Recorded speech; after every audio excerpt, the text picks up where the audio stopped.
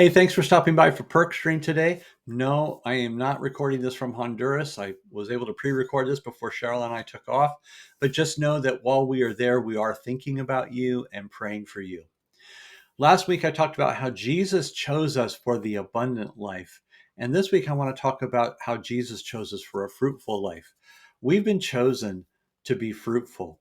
Now, growing up in the Central Valley of California, we have all sorts of crops there that are fruitful: grapes, oranges, nectarines, plums, peaches. You get the picture, right? But you know what? Sometimes adversity comes and threatens that fruitfulness. A hard freeze can wipe out the citrus crop.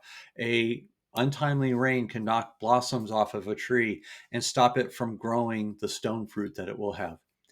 Well, Jesus chose 12 men to be with him in the ministry and to be fruitful, but that certainly was going to come with its times of adversity, maybe their time of hardship that would threaten their unity and their growth. So Jesus gave them a command. He said, love one another. As I have loved you, now I want you to love one another. And this would be also how the world will know that they were Jesus's disciples by the way they loved one another. So it's in this context, it's at this time that Jesus says this: you did not choose me, but I chose you and appointed you so that you might go and bear fruit, fruit that will last, and that whatever you ask in my name, the Father will give you. This is my command: love one another. So we're followers of Christ, and as such, we are to hold to his teachings and commands. And this is one of the commands he asks us to hold to very tightly, and that is to love one another. So if we desire to see fruit that will last, whether more people following Jesus or more people seeking to know Jesus or more people coming and being with us at Perk to follow Jesus, we need to desire to see fruit that will last. If we're going to see that, we need to love one another. And that takes time.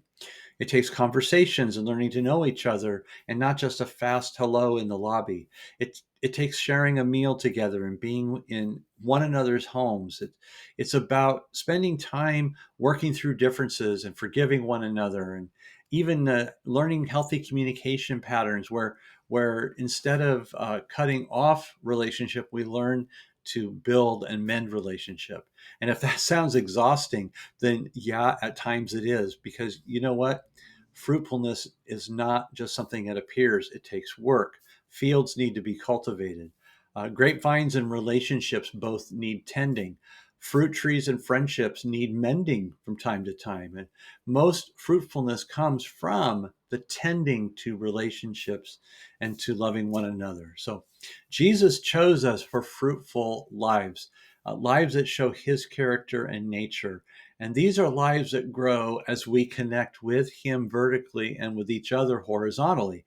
The fruit is not only our own healthy, thriving self, but it's our healthy, thriving community that we help build as we connect with one another. So, how will you cultivate fruitful living this week?